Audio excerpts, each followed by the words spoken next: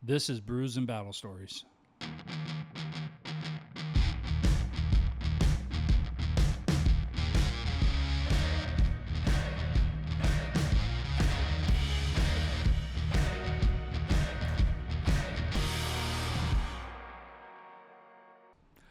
Hey guys, this is George Rice. Welcome back to Brews and Battle Stories with my co-host Sean Downey. Sean Downey. And today we got a special guest, Mr. Tim Lynch. Tim, been around the world a few dozen times, extensive military service, a lot of look at me badges, that's for sure. Man, if you can let us know a little bit about yourself, how you got started, and all that good stuff. Yeah. So I joined the military. I joined the Navy in 1979 to become a SEAL. And I don't have color vision, so I was never going to pass a dive physical. So my recruiter lied to me. And I had a 6 years obligated service anyway. So I became an advanced lab tech right about the time that the Navy needed lab techs, because that's when we started piss testing. It was back in 1981. So that everybody became a lab tech. And I was stationed in Newport Naval Hospital in Rhode Island, which is no longer there. And in 1983, after the Marine Corps bombing, I was the leading petty officer of our mobile surgical team, which was all of two doctors, one nurse, and 4 corpsmen. And we deployed to Beirut. Actually, we deployed off the coast of Beirut to the USS Guam. Much like your first deployment to Afghanistan, we got there. We got to Italy, and the Guam and the BLT-28 and the Marines were in Grenada. So we had to wait around inside this hotel because the doctor leading the thing was convinced we couldn't go anywhere. At least we'd be kidnapped by terrorists or some nonsense like that. So we spent a lot of time sitting around. I went to Beirut after that deployment. I came back, finished my obligated time in the Navy. I was going to night school. I just transitioned to full-time school. So I was out of the Navy in April of '85, and I was at Marine Corps OCS in October of '85, and went through the Marine Corps. I joined the Marine Corps as a reserve officer.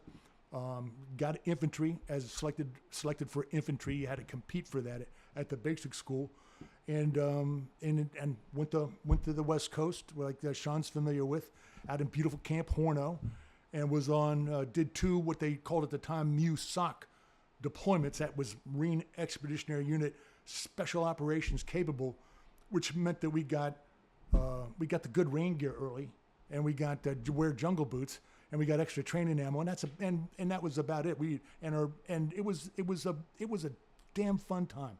God, I just loved it. I loved being in the FMF. I loved being a platoon commander. Then I was a Rifle Company XO for the second deployment, and I just had a blast. And so did 2 WestPacs. We went all over the place in Asia, and then we're in the Philippines getting ready to come home, but all of a sudden Just Cause goes down.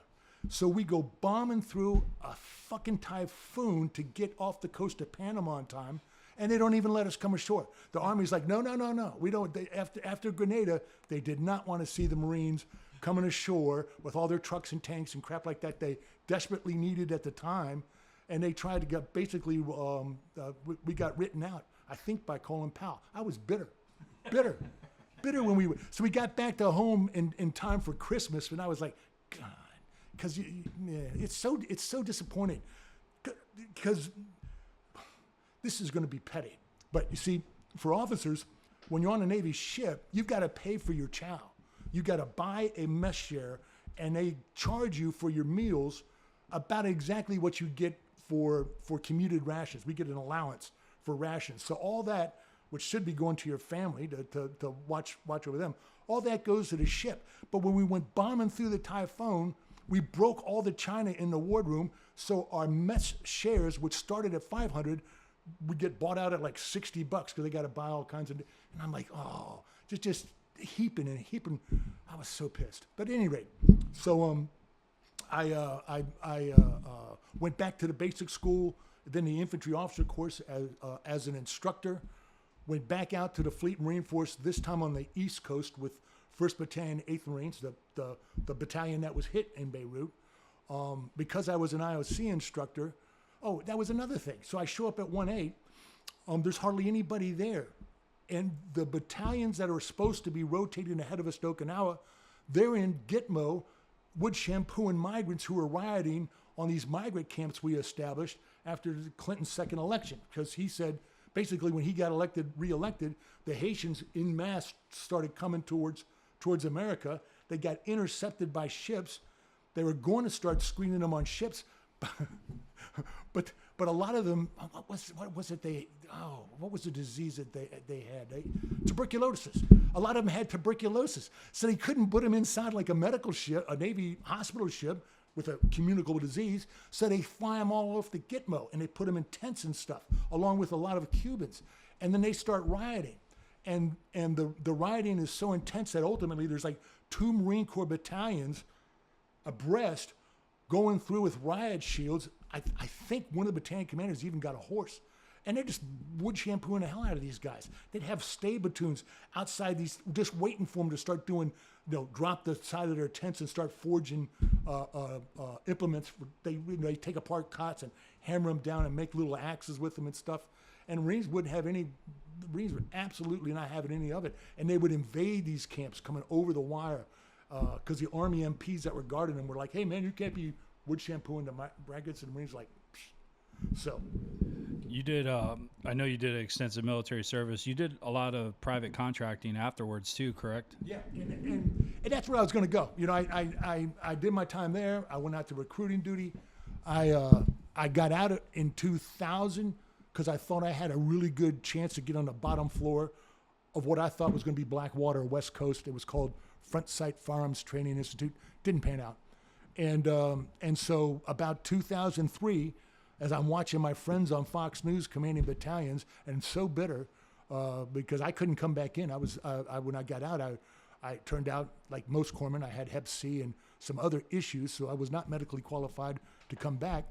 I went on the contracting route, and I went first to Baghdad, working for a British company on the American Embassy contract.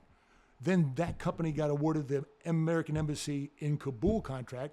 I went to head that up and started that guard force, but I really did not like working at the American Embassy. It was quite, I mean, you were out on Jalalabad Road at Camp Phoenix, yeah? You familiar with that? Yep.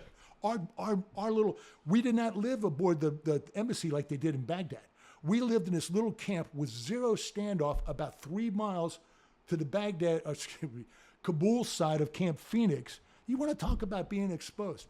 And behind us, up against our walls to our shit barracks, was a parking lot for Pakistani trucks to pull in and cool down because they can't go into Kabul till the night. So every day, trucks are backing up against our barracks, and I was furious about this. So I didn't last long in that job because I was very much a pain in the ass to the RSO. And I went the private security route, started my own company over there with some friends, and then ultimately ended up as a heavily armed humanitarian working for a Singapore outfit run by a special forces guy named Steve Scholas. And we did projects in all the bad areas, not living on bases, living amongst the people, wearing local clothes, speaking local language outside of our compounds. I was not that good at Pashto, but I could speak Dari, okay. And I ended up having a hell of a time because I ultimately went to Lashkagar to support the Marines because my 2 best friends were regimental commanders then. Both of them became general officers too, which is hard to believe, but they did. and they normally make the best officers. Yeah, they were good. They were good general officers, and I ended up working primarily in Nimroz province on the border with Iran, because the Marines asked me to go down there and throw my money down that way because they were responsible for Nimroz, but they couldn't put people in Nimroz because the only habitation centers was just a lot of desert, and then there's Zaranj, the capital, and that's on the border with Iran. So I spent 2 years in there doing irrigation systems, trying to get their economy back up, and working with Baluch. That was all Baluch people, not Pashtun. It was very interesting. Have you always been this jacked, or were you ever fat like me and Sean at one point? I've always been a workout guy. Sorry, I was I was listening to your first podcast, and you're talking about not making weight standards. I did not make the weight standard either. Well, I was jacked back then, but no, I was too. At 6'2", 218 pounds, I'm outside the weight. Yeah, you were overweight. I was overweight because of the old height and weight standard. Exactly. Yep. And for some reason, By like 40 pounds. Yeah. Oh, yeah. A good 15 anyway. Yeah. And for some reason, I got away with it. It must have been an officer thing. But it never hurt me because I was a 300 PFG. Well, I'm at the new Secretary of Defense. I'm at the weight standards are changing. It's like it's not based off of, just this World War II era weight standard. Now it's based off physical fitness, actual body mass index. Not like hey, your neck's too small or your waist is too big. Like, wait a second, this guy benches 365. He squats 405. He can run a 14-minute 2-mile. How the hell is he overweight? When I was at Quantico teaching, I got put in charge of the close combat package, hand to hand. And the Marine Corps had this guy named Don Vito, who was in Paris Island, where my father was, in fact, the commanding general down there at the time. And I went down to train with him. And Don Vito is this squat, he's a big, heavy dude. And I talked him into coming up, and we did a bunch of I thought was pretty interesting training. The lieutenants loved it. But we did a room of pain evolution that they still do. But Don Vito once fought for 100 rounds. And I had him from I did 25 of them. I think it was 50 to 75. That's the only time I ever landed a good punch on him because he was just massively big. And he did that to show the sergeant major that he's in shape because he was constantly getting hounded about being outside the weight standards. And he just was one of those guys who was just a big, beefy dude with gigantic forearms and stuff. We had a bunch of big Samoan dudes, and these guys were jacked. I mean, they could, this is who I want to send in first in the stack because they're definitely tearing down doors. Yeah. And it was always the same issue with them on height and weight. And but I mean, dude, these guys were just animals, man. Like true warrior culture type mentality. Yeah, no, I know. The Marine Corps weight and height standards have always been a mystery to me. When I was younger in the Navy, I met them because I was a boxer then. I was boxing light heavyweights. That was 178, and I was there. I was a skinny kid. I didn't get like this until I went in the Marine Corps, started lifting weights, and because that's what we do. Go to the gym, lift weights. Yeah, it's funny when you talk about Samoans. I served with a couple of Samoans. I know I'm kind of segueing here, but I thought it was always interesting. With how mellow Islanders are, until you piss them off. Yes, right? Until the fighting portion. Well, it was hilarious because when I was with 5th Marines, one of the supply guys, Corporal Lutu, right, big dude, 6 foot, just all muscle, thick. And I'd go over there and I'd be like, hey, Lucho, I need this, I need this, I need that, I need that. I was always like, right. And he's like, hey, do it the Samoan way, tomorrow, brah. And I'm like, dude, I need it today. And he's just like, hey, calm down. It's not that important. I'm like, this is fucking Marine Corps, dude. How did you? I love that dude, but I'm like, I'm glad that they are on our side because, like I said, when you piss them off, they got that switch and it's just fire, instant violence, and it's just like a silverback going after a tree, and it's just gonna snap them in half, and it's just rage. Do you guys want to go into concurrent events? Because I mean, it's been all the chatter on the different veteran pages. Well, I was gonna say, because it was interesting that you brought up being off the coast of Beirut. I know a lot of I know a lot of Beirut Marines. I knew one that passed away about 4 years ago, but I was in D.C. this past week for the Marine Corps League Conference, and I was sitting there when, watching the news throughout the day, and I was rooming with the current department commandant, Tony Paletti, and he's like getting his stuff ready, and I'm watching the news, and they announced that Khomeini was dead, and I was just like, yeah, I just reacted like that. He's like, what's going on? And I go, he's fucking dead, dude. And I know someone's going to watch this and go, you're celebrating this guy. I go, you do not. I'm like, and I tell people this, you do not know how bad that dude was, and the decades, and all the stuff that has been, he's had his hand in. It wasn't Beirut just. especially, It wasn't the just Marines. Beirut. It was I know. Iraq. But you that's know, what I'm saying. When it comes to the like Marines, EFPs, especially, that's a huge outlier like that just sparks that. we lost a lot of service members because of their shit, and it like Yeah, the explosive form penetrators. That was all I ran, Yep. and those were nasty. Yep. just so the viewers know what an EFP is, it's very cheap and extremely effective. It's basically a copper head with explosives behind it. So when it's fired off, it's basically molten lava that will cut through any type of armor you have. It could be titanium plated. It could be reactive armor. It cuts it through it like a hot butter knife through a slice through a stick of butter. It is the amount of damage that stuff can do is insane. And they were getting pretty inquisitive with it in Iraq. I mean, you're talking about concrete barricades that were made out of styrofoam, but they look like concrete barricades. And next thing you know, you come across it, it'd be victim operated by IR sensor. And then boom, just 4 EFP charges all through the side of a Humvee, Bradley, or even, they were taking down Abrams. I mean, they were nasty stuff. Yeah. Oh yeah, no, that they a lot of blood on those Iranian hands, and I like you, I could not have been happier to see him specifically targeted, because we have refrained from doing that in the past, specifically targeting leaders of our adversaries, and I was just I could not be happier watching this whole thing go down, and like I said, the Beirut thing was a real pisser, and they kept on coming at us.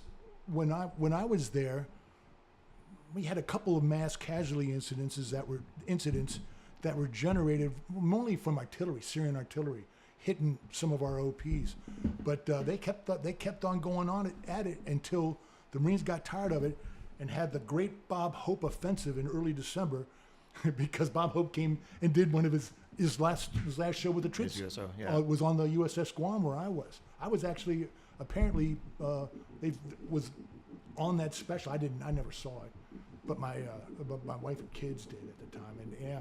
So yeah, it was that was a long time coming, brother. A long time coming, and I'm thrilled to see us doing things that make sense, such as what the hell they call that cheap drone system, the Lucas, the low cost, the Shaheed drone that we copied and now mass produce and shoot at them for what, 30,000 a shot, Yeah. which sounds like a lot, but that's nothing in Pentagon dollars. That's nothing. That's coffee change. Yeah. I've never thought I'd see the day where, one, we retaliated specifically against the leadership of a country that has been pissing us off for 47 years, and two, are using munitions that are actually cost effective. Who would ever think? So on that note, again, when it was in DC with that conference, we had a couple of guest speakers, and one of them was the head of public relations in DC, as Lieutenant Colonel, I think it was. But that was one of the things that he was talking about. It's not a classified thing per se, but one of the things that they've done, at least in the Marine Corps, when it comes to the Marine Corps fire team and the squads, is they're starting to look at training drone operators as one of the team members, and the things that they can do at the unit level with a 3D printer. And then controllers, it's going to be phenomenal how that's going to change the battlefield. I'm glad the Marine Corps is finally doing it, because we've been doing that since 2010. I know. I'm just throwing it out there. I know, but we're finally getting to that, and we're finally investing in that. The Marine Corps is finally investing the dollars into that technoloology for Marines. It's a combat multiplier, man. Yeah, it makes so absolutely. much sense. I mean, you're going up to For a target and reconnaissance, you're for reconnaissance, any payloads, aspect. yeah. It's insane. I don't know. I don't know if I agree or disagree with Iran. I want to see what the end results is. I'm still shell shocked from Iraq, Afghanistan, forever war type nation building. But I will say this: I'm a huge fan of the way we've been warring the last couple of months. I'm like, can you imagine if we approach Iraq and Afghanistan in a way that we're approaching this? We're not putting pillows on our guys' hands. We're like, get the job done. I don't care what the headlines say. Just do the job.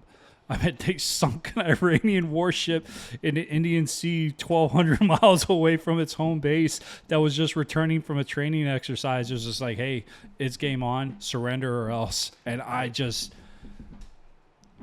a fan.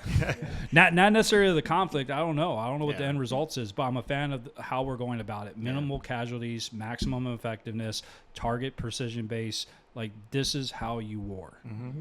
And it's funny because I saw a photo, obviously like a meme on TikTok and stuff too, but I think it's just splinting around.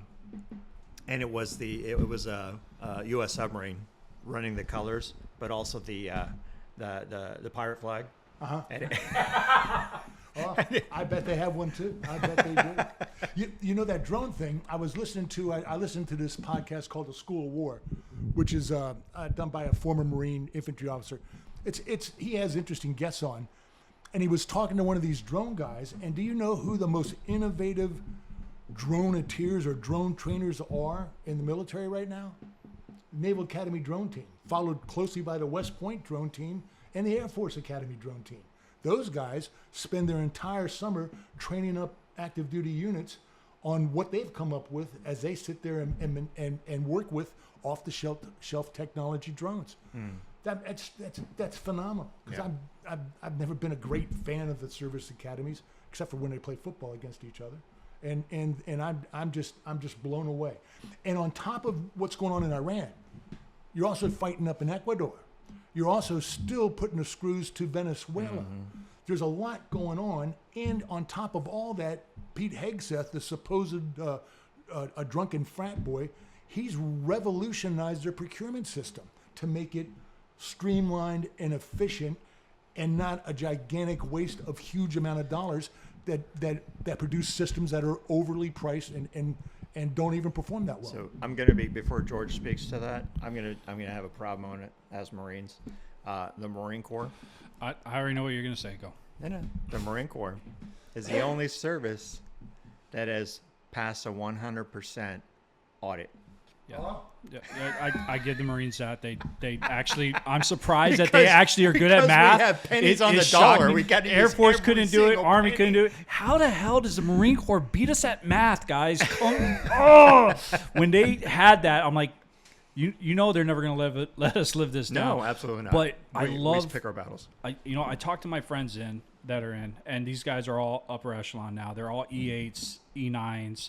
The ones that are officer routes are field grade officers or colonels and above. And these guys had to go through the Obama purge era when they were just getting rid of all the warfighters. All the S3s were just being gutted out. Pretty much ripped the Army, at least ripped about 5 generation of NCO warfighter leadership and rebuilding that. And I think when the Messiah came in, what's his name? Secretary of Defense. No, before Hegseth. Austin. No, not Austin. No. Are you talking about Mattis? Mattis, yeah. Yeah, when he came in, I think he set the groundwork. I think Hegseth put steroids on it. Austin didn't dismantle it that bad. Yeah. He wasn't a good Secretary of Defense, but he kept a lot of the groundwork there that he put in. And I mean, it seems like it's common sense. Which is something that was lacking. And I think it was again. I'm not saying this now as a us versus you type thing. And sorry about that, Mike. But I think part of how that was successful is the fact that Marines for centuries have been doing the same kind of warfare with the least budget, you know what I mean, with the least amount of equipment or old equipment. When we get new equipment, it's because the Army is getting rid of theirs. But I think that's part of why Mattis was so effective, because he was bringing that mindset of, if we can do this with less, why are we so bloated in other senses? Why can't we be more efficient? You don't think it's like that for a purpose? Because if we give the Marines less shit, they're going to be angrier and they're going to be more effective at that job. Like, so maybe it's intentional. Let's fuck with the Well, Marine at first Corps. at first it was necessity, and now it's just intentional to keep everything pissed off, right? Hey, man, we landed on Guadalcanal with 03 bolt-action Springfields. They did not get M1s. They stole them from the Army when the Army showed up at Guadalcanal. That was the beginning of the Marine Marines Corps. don't steal, we acquire. Yeah, that was the beginning of our acquired ethos. But I will add this. We got a lot of aircraft, and we spent a lot of money on that aircraft, but that's all Navy dollars. We say, hey, we're 7% of the defense budget, right? But our medical comes from the Navy, our chaplains come from the Navy, our air comes from the Navy, so it's a little bit easier for us. Yep. Oh man, I don't even know where to go with that. It's the secret. That's the secret. It is. It's just again, not trying to get political, especially with this podcast at all. And I'm not saying I agree with what's going on, but I do agree with the common sense approach that's taking place. We're seeing it across all the services. I mean, it's just like, hey, no more bureaucratic bullshit. We're streamlining purchases. We're going to be effective. They don't care about handing out bags of rice. It's no more nation building. It's straight up work. And I think we're going to save a lot of American lives because of it. Yep. And with that, we're going to take a short break, and we'll be right back.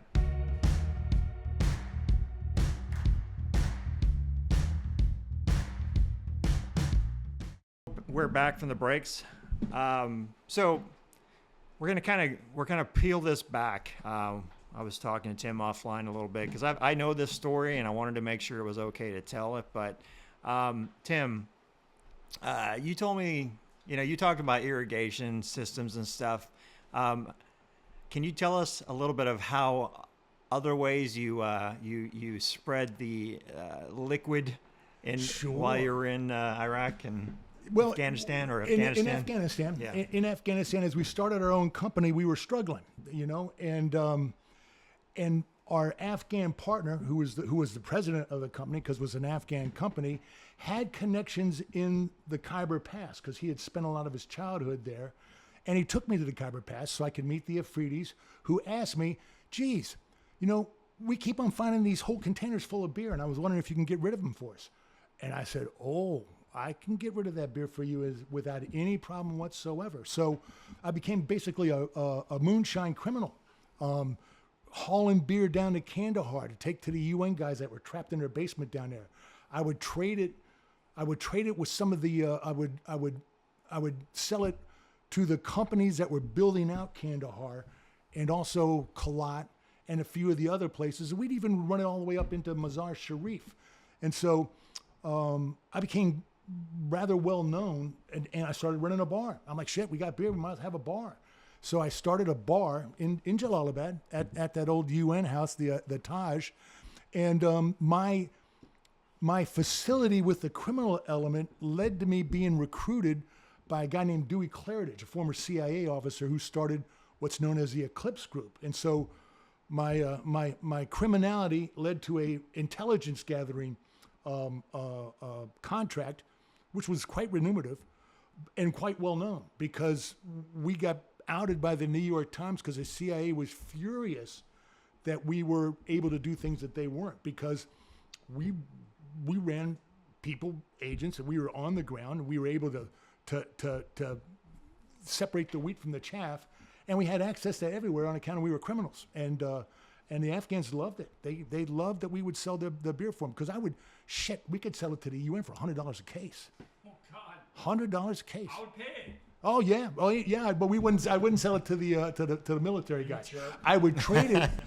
Trade it to the Canadian EOD guys for ammo, because they had to get rid of all the rounds from all the casualties, and they hated doing it because it's real hard to blow up ammo. And at the time, the embassy contract in Kabul needed ammo to start working, because they're going to transition to the M4s that the RSO wouldn't give to us, because they had won the contract, but they couldn't get ammo in. That's how Eric Prince got busted in Iraq, because he's working for the State Department. They're demanding that he has training ammunition and trains, but they won't facilitate getting it in there, because it took forever to try to get ammo in. So we would trade beer for ammo, take the ammo, sell it for 75 cents a round to the embassy. 75 cents. I mean, when you start talking hundreds of thousands of rounds, yeah. And so that's how we got out of our financial dilemmas as business owners. And I got into Middle East Moonshine.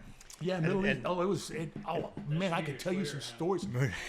Well, and the funny thing is, I mean, anybody that served at that time, and anybody that knows Islam, knows that you don't drink. So publicly. Yeah. You're not talking about Afghans. No. The Afghans are a lot like Mormon dudes. If they could get away with it, they're going to get hammered. And it's not pretty to see that. And I tried to get a contract with the Baltica people to import beer for, we had a little Lashkar, an Afghan crew that ran with me everywhere. We started a company for them. We helped them out with their licensing. They're called, I can't remember what they're called. But at any rate, I was trying to get them hooked up, and then I get summoned to go meet the General of Death himself. I forget which one that was, but he was a mean, nasty old guy. But he was pretty good to me. He was, I think at the time, Secretary of Defense. I'll think of his name in a second, because I can picture him. Because he was intimidating. And he once he established that I wasn't trying to benefit from the Baltica thing, I'm just doing the paperwork for them because they're my buddies, they're my Panchiris. I said, I'm just trying to help them out. I don't have a financial stake in this. Sully, I forget his name. Anyway, once he established that, I was good. He goes, well, don't do shit that's going to piss off the Ministry of Vice and Virtue. Just don't do it. I said, fine. I'm sorry, General. I didn't mean nothing by it. Can I leave? Yeah, it was. But yeah, and so that attracted the attention of Dewey Claridge, and we went to Dubai and briefed CENTCOM representatives, an SES guy. Why am I forgetting names all of a sudden? At any rate, we were very productive, and but a series of things led to us getting outed in the New York Times. And at first, the military didn't give a shit. They're like, I don't care. And then the New York Times started hammering this thing, despite sketchies. What the Pentagons are still using these private spies, and eventually they washed their hands of us, and that was rather inconvenient because I owed a lot of my network money, and owing Afghans money is bad. But it was quite exciting. It was quite exciting. And at the end of my time in Jalalabad, a British girl, my God, I cannot believe I'm not remembering names. I must be getting old. Reporter? You know, she was an NGO worker. She got kidnapped. Then ended up, the SEALs went up to get her, and they threw a grenade at her and killed her, unfortunately. I'll think of her name here in a second. But at any rate, when that happened, I knew what happened. I had guys that would tell me what was happening. The Barack Obama talked the PM of England into letting him handle it. So she was pinched in mid-September. The Americas take over, I think, on October 1st, and I get a phone call that I got friends that want to meet me out at the base there at Fente. So I'm like, about fucking time, man. So I went out there and dumped all this intel on this guy from the DIA who just couldn't believe what he was seeing. And because we had a guy there with a sat phone. When he called, I said, when he calls, he'll be standing next to her. That's where she is. How are you going to know? How's he going to get out of the SEAL's way? He goes, I'll brief you when it happens. And I'll let you know. But he never let us know. My guy was smart enough to get the hell out of his way. Wasn't my guy. It was another agent's guy. But we were, Linda Norgrave was her name. But we were instrumental in finding her. We knew where she was pretty much right off the bat. And it was unfortunate that we ended up getting the shaft, because we were pretty good at that game. Not necessarily me, but my guy in Kandahar he was a Canadian. He was awesome. And we had some other agents in that system. I only knew one of them who were very, very proficient. And we were providing good intel. I mean, and it was, like I said, I put my kids through college on that shit. That was nice. Yeah. But yeah, that was a moonshiner. Yeah. Yeah. Didn't you say you had an interesting run-in at some point? Oh yeah, no. When we were, I had my boy Haji driving. I had borrowed the truck from a steakhouse, an Aussie-run steakhouse in Kabul. I borrowed their truck to haul this beer down, and one of these flash checkpoints that the NDS does. My man Haji was driving the damn thing because I couldn't fit in the cab, and he was way ahead of me, and I saw him get pulled over, and all these guys are dragging him to the back. They want him to open up the thing, and I couldn't get their attention, so I blasted a couple rounds at their feet with the rifle, and I said, "Hey, he's with me." They're like, "Oh, no problem." Everybody's friendly when you do that shit. You know, I had so many run-ins outside of Kandahar where it was looking dicey, and I would just walk straight up to the guys and all pissed off, and I would pull out that pistol. I was an instructor. I had a 1911. That was nice. I'm not gonna tell you how I got it, but I had a big ass 1911, and I'd pull that thing out and I'd say, "Let's go," and everybody got friendly, and I'm like, "Oh, we'll put it away," and then we're friendly. We shake hands, give them some goddamn Gator or that energy drink, whatever they had at the fobs. Rip it, yeah. Dump some Rip It on them. Dump a bunch of Rip It on them. We'd leave as friends. But that's a bit. yeah, but I found that the only thing you could do, because I never knew who was a good guy, a bad guy, or what. The only thing you could do was close the distance so you're right in front of them and act like a homicidal maniac, and they would assume that we were SF guys because we'd had ball caps on and shit. I would not wear local clothes when I was doing criminal shit. I would wear SF-looking clothes, and that was I think that's exactly what they thought we were. But we got away with murder. Well, not murder. Yeah, you got to watch what you say. Figuratively murder. We got away. Yeah, he really did not get away with murder. Just to let everybody know who's listening to this. Yes, I want to make sure everybody understands something. I was very good with weapons. I worked for years as a range master out in Vegas, you know. And I wanted to shoot somebody so bad. And I never got a chance. I never used my weapon except for to signal intent or to plant rounds at the feet of those guys. And at one time, which was rather, I look back on it now, I'm thinking, it probably wasn't the best idea. But it fucking worked, so I'm not going to bitch. But I mean, our job was, when I was working with CADG, the reconstruction guys, it was hands down. You use your weapon and you're going home the next day. We're not going to tolerate that because it's your job to avoid the Taliban. You're supposed to know. And when I worked for Dewey Claridge and the Eclipse Group, got their own Wikipedia page now. When I worked for Dewey Claridge, he was unambivalent. Do not ever shoot any fucking buddy. It's not your job. Your job is to find out stuff, tell me about it, and report. And you can't do that if you're shooting people.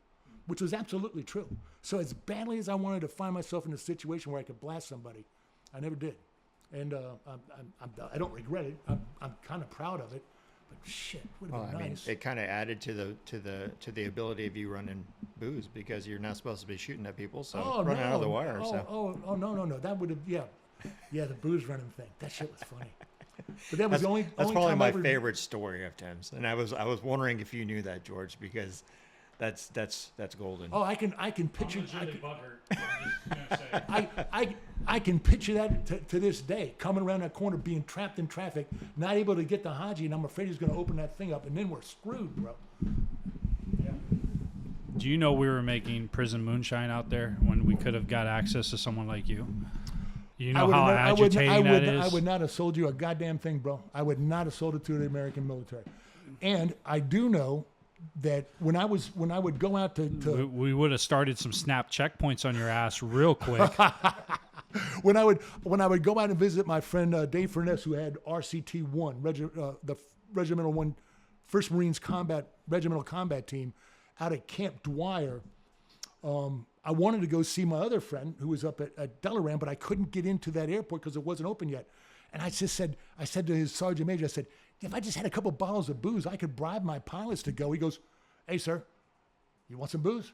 I'd confiscate that shit all the time. I'm like, do you mind? I said, sure. Scotch, sake. Oh, so I love sake.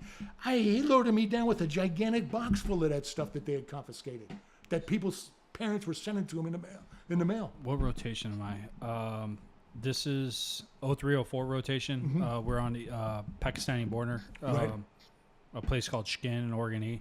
So everyone else in theater, when they get sent on R&R, this is before they were sending them stateside. They would send them to like Bahrain and UAE and stuff like that for just like a week R&R, reset their butt and come back.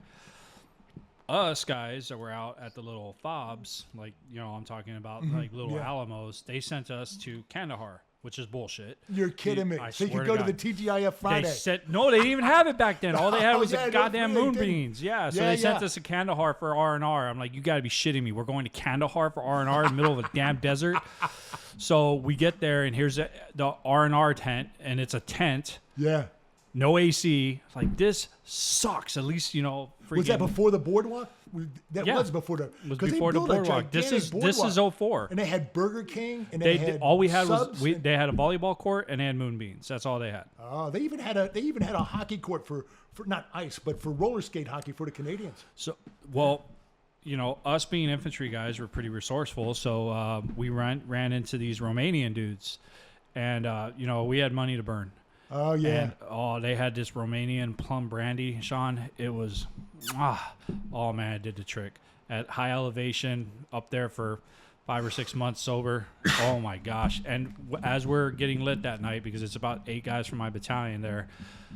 Incoming. We're out there hipping and hollering as everyone's running for the bunkers or running for the little bomb shelters, and we're just, oh, this is cool. Like, it's just, I miss that brandy. It was pretty good. Yeah, no, you would have not got it off of me. But that is, I knew the Romanian. I've heard it. I ended up running the bar in Jalalabad by going up to Camp Warehouse. Right, and that was a NATO camp, and so you could go to. They had a British exchange. They had an Italian one. I had some kind of Romanian or something like that one, and you could only buy like 3 cases of beer at a time. So we'd go to all of them, and we'd stack that shit in the back of a truck and go pulling off of there. It was quite nice. Get the Czechoslovakian Budweiser. That shit's good, man. That was quite entertaining. But I used to drive up there all the time to keep the bar going after I ran out of the pilfered beer from because somehow they figured out what was going on and they stopped that. Yeah, it's too damn bad. That's a good story. Yeah. Oh yeah. Yeah. Afghanistan is like that. And I was just, when I was in Baghdad on Thanksgiving Day, I'm coming out of the chow hall in our little area that we had sequestered off. And Just so you guys know, we're going back and forth between Iraq and Afghanistan because most of us were going back and forth between Iraq and That's Afghanistan. exactly right. And so it was Thanksgiving Day, and I hear, I think a plane's crashing because I've never heard a rocket coming at me. Right, I go up and I hear this wham. I'm like, holy shit! And I look over, and unfortunately, it hit one of our tents. It killed a bunch of my guys. But I was still, as I'm running over there to see what happened, I'm still looking up for the parachute because I didn't know, right? And then like the Rhodesian guys who were running the project were like, that's a rocket, you dumbass. I'm like, I didn't know. But we got so good at listening to rockets that when I was selected to go to Afghanistan, my 2IC put on this big, huge party for me because we could get beer in Baghdad. And he went to the DFAC, to the KBR DFAC, and bought, as he called it, 40 quid worth of chicken to make a curry because we had Nepalese. And we're sitting out there, and all of a sudden we start hearing the rockets coming in, and we cock our ears. I'm like, nah, it's going to go long. It doesn't. It lands in the first Cav camp right next to us. Boom! Lands right there. It lands on the other side, and the other ones go long. Me and Melvin haven't moved an inch because I'm listening. I'm like, it's not going to hit us because we got very cavalier about rockets because there were so many coming in. And I remember it shot up this big thing of leaves and dirt and whatnot, and the wind's carrying it towards the curry pot, and the Nepalese are booking for the bunkers, right? And Melvin's running after him going, get back here, damn you. That's 40 quid worth of chicken. And he had them take off their shirts and make a little web and put it over top of the pot because as soon as that big old debris field got over that pot, it just lost thing and came down. And our project manager named Nick Duplessis, a former Sellers scout, is screaming at us, get in the bunkers, damn you. And I'm laughing so fucking hard. I couldn't do it. I just got into this old abandoned pool that they used to keep saltwater crocs in to feed the unfortunates. And I just hid in there till the rockets stopped coming because I couldn't move. I was laughing so fucking hard at Melvin, who wasn't going anywhere as long as he had 40 quid worth of curry on the pot, But the rocket things, you can judge them pretty accurately when you get enough of them coming at you to figure if But that's bullshit because we didn't judge that one well at all. It landed right next to us. But yeah, rockets, man. We had a small little fire base, and we had 4 105s, 2 120 mortars, and 2 howitzers for a small fire base. Like, That's a lot of stuff. and it's a very small fire base. Wow. We only had 3 guard towers. Wow. That's how small it was. So it was like, here's a guard tower right in front of it, artillery. So you guys artillery. were in Paktia? This Paktia is province? no, this is Paktika province. Paktika. Yeah. Gotcha. Yeah. Gotcha. Paktika. Yeah, that's way Huh? That's way out there, man. Oh yeah, Yeah, it was fun. And then we had a Marine Corps general that was in charge of like I guess ammunitions and stuff. Uh-huh. They were going through. They're like, how the hell is this fire base going through this much artillery and mortar rounds a week? Uh-huh. And so he came out there, and he came out there with the Secretary of Defense at the time, which was Rumsfeld, and No way. we got rocketed and mortared right when they landed. And so here's all the guns going on. Here's 2 big 120 mortar tubes. Here's the 105s, and here's the 2 howitzers. It was just a symphony of freaking awesomeness. And we're just there. And we're running out to the trucks, and Division, in all its wisdom, took away our 50 cals. This is back when shit was getting kind of stupid. Common sense was kind of out the window. It was more about last thing they want to see someone taking down a dude with a 50 cal. So they're like, oh, go to 240. So what we did is that we had an OGA team out there with us. We bought 2 Chinese Dishkas from the OGA team, and we had unlimited ammo because of all the caches. Here we are running out of our chew, go load up on the trucks to head out to because we can triangulate With Vishkas. right in front of Rumsfeld and this Marine Corps general, and they're like, "What's that? It's a weapon. Crew served."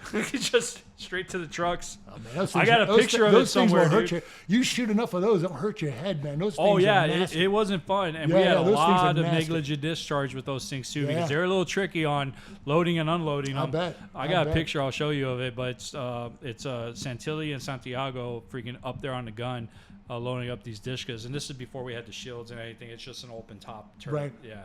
Right. That's manly, man.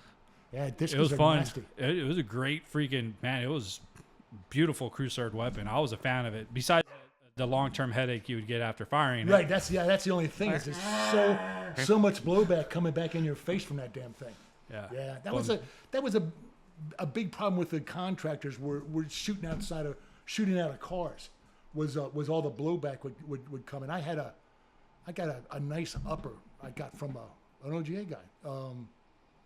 It was a pig snout, and it was designed to shoot everything out. But I never got to use it because I never had to. But it looked cool. I'm trying to find a photo for you. Yeah.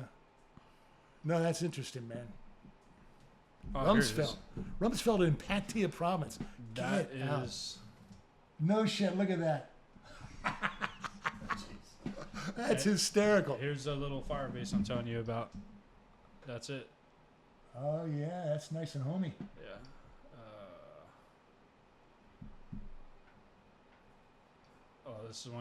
This is actually when it happened. No kidding. That's the Marine Corps general. I can see that's a Marine. Yeah. Yeah. Yeah, we got the nice covers. That's how you know. I met Jesus. Look. There he is. And I met Tony Montana too. Man, they would dress sharp for their interviews. They weren't messing around. It was disco night when they would go into their interviews. When we did the Iraqi police interviews, they would show up dressed like a 1980s disco, bro. It was just like, damn, okay. Like, We had a guy we called JD. He's an American now. He was a Hazara. What I learned as I went all around the country, I always bought my own interpreters. I was not going to go to Lashkar without bringing my own interpreters because I trusted them, and they were all Hazara. The one I took to Lashkar, JD and Zaki.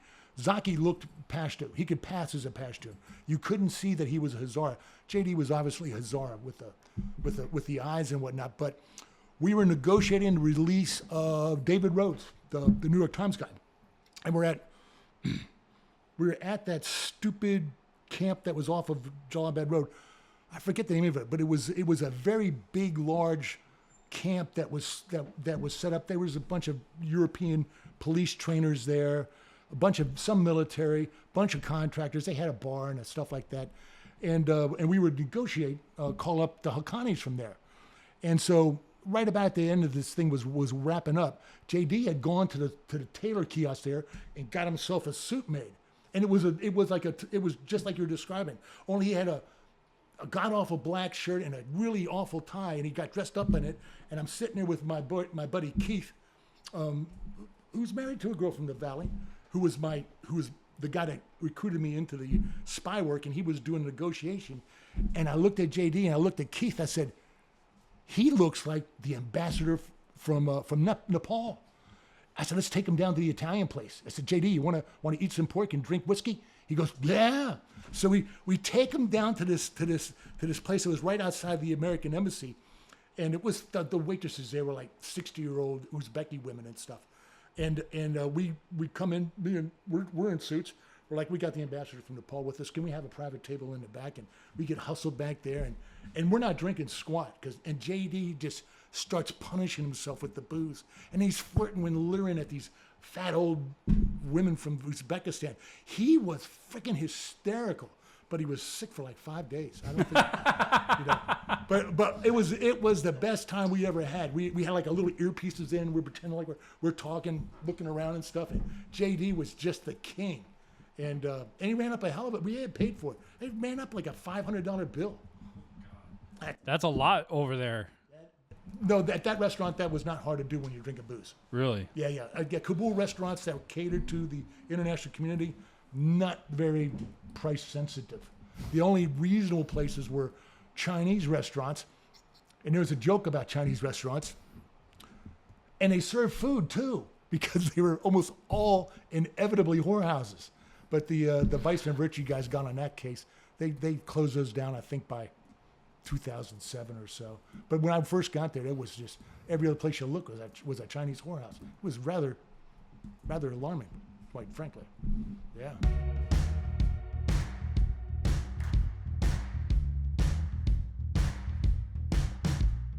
Quite the character. This is why I brought Tim on. This is going to be hard to beat. Well, as being a guy who studies the Stoics, talking about yourself is never a great way to go. But I just got a couple of stories, and I've told all my good ones. I was over there for a long damn time, and a lot of it was, building out those irrigation systems in the -D Margot, where it's 114 friggin' degrees in the summertime, and not one truck driver hauling our shit over there. Not one of them had a truck that would go all the way without breaking down. None of them had anything in the truck like water, sunshade, nothing. I spent half my time rescuing stranded truckers from the heat, and they didn't seem to mind it at all. But it was, it was, I don't know. I liked the Afghans. I had a good time there. I did. Yep. We didn't have to deal with the Afghan army at all. What we had was the Afghan militia force. Again, this is the early part of the war. Dude, I love those guys. Yeah. It was cowboys and Indians with them, man. They were just rough and rumble. And like we get in a firefight, we're scurrying, we find cover and concealment. They don't care. They're just, I was like, damn, dude, they're Afghani Marines. Well, yeah, the army wasn't quite that way. The Afghan army. Oh no, not nearly like jumping jack. Yeah, not nearly like that. These were all like 38-year-old mujahideen fighters type dudes. Yeah, that's who the CIA made those counter pursuit teams with is the local tribal fighters. My Pantshiris that rolled with me all over that country, they were fearless, and we practiced a counter ambush drill. And I said, okay, here's the drill. You guys fall in on me. We're going to charge these sumbitches and get the principal, because I did a FuseNet survey for USAID. I took a specialist who was an Afghan French guy, and we went all over the western part to check and see how much flour and wheat was available, because they were worried about famine and stuff. And we found we found tons of wheat, all in bags marked from the people of Canada to the people of Iran.